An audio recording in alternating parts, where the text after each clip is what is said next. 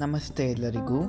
ನಾವಿವತ್ತು ನೆದರ್ಲ್ಯಾಂಡ್ಸ್ನ ಹಿರ್ಲಿನ್ ಲಿಂಬರ್ಗ್ನಲ್ಲಿರೋ ಸುಬ್ರಹ್ಮಣ್ಯ ದೇವಸ್ಥಾನದ ಬ್ರಹ್ಮ ರಥೋತ್ಸವ ನೋಡೋದಕ್ಕೆ ಬಂದಿದ್ದೀವಿ. ನಾವು ದೇವಸ್ಥಾನದ ರಸ್ತೆ ಎಂಟರ್ ಆಗ್ತಿದ್ದಾಗೆ ಅಕ್ಕಪಕ್ಕ ಇರೋ ಈ ಚಿಕ್ಕ ಚಿಕ್ಕ ಅಂಗಡಿಗಳನ್ನ ನೋಡಿ ನಮ್ಮೂರಿನಲ್ಲಿ ನಡೆಯೋ ಜಾತ್ರೆನ ನೆನ್ಪು ಮಾಡ್ಕೊಂಡ್ವಿ. ನಾವು ಸ್ವಲ್ಪ ತಡವಾಗಿ ಬಂದಿದ್ದರಿಂದ ಉತ್ಸವ ಆಲ್ರೆಡಿ ಶುರುವಾಗಿತ್ತು. ರಥ ಲಿಂಬರ್ಗ್ ಸುತ್ತ ಒಂದು ಮೆರವಣಿಗೆಗೆ ಹೋಗಿತ್ತು. ಹೊರಗಡೆಯಿಂದ ಇದು ಒಂದು ಹಿಂದೂ ದೇವಸ್ಥಾನ ಅಂತ ಅಷ್ಟು ಸುಲಭವಾಗಿ ಗೊತ್ತಾಗೋದಿಲ್ಲ. ಆದರೆ ಒಳಗಡೆ ಹೋಗಿ ನೋಡಿದ್ರೆ ಒಂದು ಕ್ಷಣ ನಾನು ನೆದರ್ಲ್ಯಾಂಡ್ಸಲ್ಲಿ ಇದ್ದೀನಿ ಅನ್ನೋದನ್ನು ಮರೆತು ಹೋದೆ. ಅಷ್ಟು ಒಳ್ಳೆ ನಮ್ಮ ಸೌತ್ ಇಂಡಿಯನ್ ವೈಬ್ಸ್ ಒಳಗಡೆ ಇತ್ತು. ಈ ದೇವಸ್ಥಾನ ನೆದರ್ಲ್ಯಾಂಡ್ಸ್, ಜರ್ಮನಿ ಮತ್ತು ಬೆಲ್ಜಿಯಂ ಬಾರ್ಡರ್ನಲ್ಲಿರೋದ್ರಿಂದ 3 ಕಂಟ್ರಿಯಿಂದ ಬರೋ ಅಂತಹ ಕ್ರೌಡ್ನ ನೀವು ನೋಡಬಹುದು.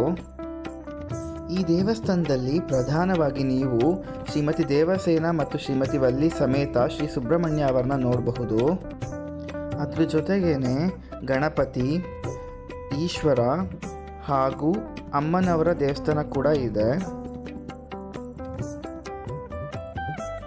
ಈ ದೇವಸ್ಥಾನ 25 ವರ್ಷಕ್ಕಿಂತನೂ ಹಳೆಯದು. ಇಲ್ಲಿ ಪ್ರತಿಯೊಂದು ಪೂಜೆ ಪುನಸ್ಕಾರ ಎಲ್ಲವೂ ನಮ್ಮ ಶಾಸ್ತ್ರ ಸಂಪ್ರದಾಯದ ಪ್ರಕಾರನೇ ನಡೆಯುತ್ತೆ. ಇಲ್ಲಿ ನೀವು ಅಭಿಷೇಕ, ಅರ್ಚನೆ ಮುಂತಾದ ಪೂಜೆಗಳನ್ನ ಮಾಡಿಸಬಹುದು.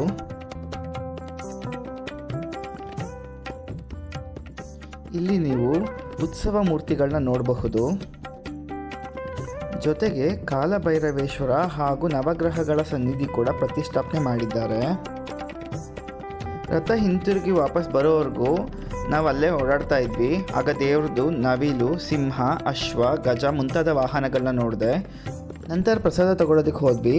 ಪ್ರಸಾದದಲ್ಲಿ ಬಿಸಿಬೇಳೆಬಾತ್, ಅನ್ನ sambar, laddu, rose milk, lemon juice, ಮಜ್ಜಿಗೆ, ಹಪ್ಪಳ ಇಷ್ಟೆಲ್ಲ ಕೊಟ್ಟಿದ್ರು. ನಾವು ಪ್ರಸಾದ ಮುಗಿಸೋದ್ರೊಳಗಡೆ ರಥ ದೇವಸ್ಥಾನದ ಹತ್ತತ್ರ ಬರ್ತಾ ಇತ್ತು. ನಂಗೆ ರಥ ನೋಡಿ ತುಂಬ ಆಶ್ಚರ್ಯ ಆಗೋಯಿತು. ನೆದರ್ಲ್ಯಾಂಡ್ಸಲ್ಲಿ ನಾವು ಇಂಡಿಯಾದಲ್ಲಿ ಮಾಡೋ ರೀತಿ ಇಷ್ಟು ಚೆನ್ನಾಗಿ ರಥೋತ್ಸವ ಮಾಡ್ತಾರೆ ಅಂತ ನಾನು ಎಕ್ಸ್ಪೆಕ್ಟೇ ಮಾಡಿರಲಿಲ್ಲ.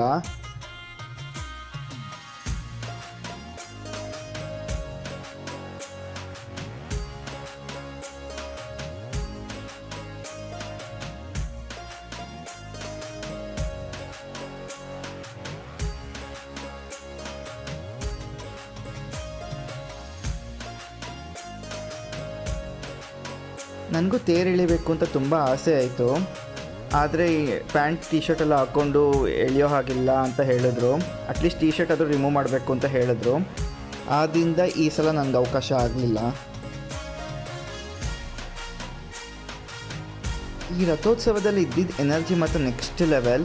ಆ ಮಂತ್ರ, ಆ ವಾದ್ಯ, ಜನಗಳಲ್ಲಿ ಇದ್ದಿದ್ದ ಆ ಎನರ್ಜಿ, ಲಿಂಬರ್ಗ್ ಮುರುಗರ್ ಹರೋಹರ ಅಂತ ಕೂಗ್ತಾ ಇದ್ದಿದ್ದು, ಇದೆಲ್ಲ ಫಾರಿನ್ ಲ್ಯಾಂಡಲ್ಲಿ ನನಗೊಂದು ಮರೆಯಲಾಗದ ಎಕ್ಸ್ಪೀರಿಯನ್ಸ್.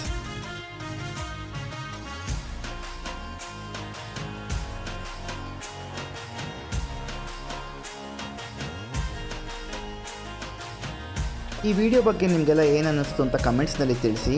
ನಮ್ಮ ಚಾನಲ್ನ ಸಬ್ಸ್ಕ್ರೈಬ್ ಮಾಡಿ. ಧನ್ಯವಾದಗಳು.